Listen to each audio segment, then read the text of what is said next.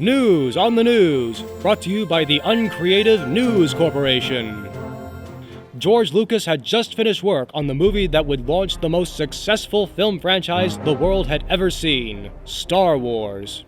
Now he had to find the voice for the film's now iconic villain, Darth Vader. And for the role, he picked an acting legend, radio star, film star, and one of the most influential directors in the history of cinema, Orson Welles. Alright, ready, Orson? Okay, so this is the scene where Darth Vader realizes that Princess Leia has sent the plans down onto the desert planet of Tatooine, and he orders the commander next to him to send down a crew to find them. Alright, here we go. Here under protest is Frank Herbert. Send a detachment crew down to retrieve them, Commander. See to it personally. I can't go because I hate sand. It's coarse and rough, and it gets in my respirator. Do you really want this?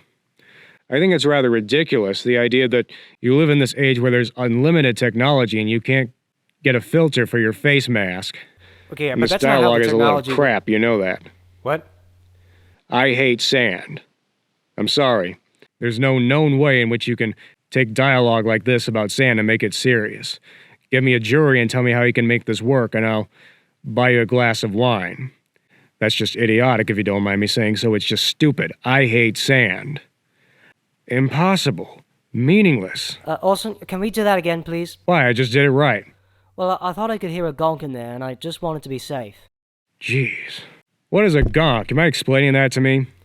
Oh, well, it's a kind of power droid in the Star Wars universe, and it gets its name from the noise that it makes, a little gonk.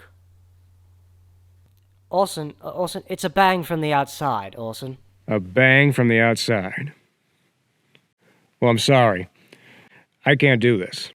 Whatever it is you want, I can't deliver because I just don't see it. Well, Orson, I see this movie as a kind of like the movie that Disney would make if Walt was still alive. Oh, brilliant.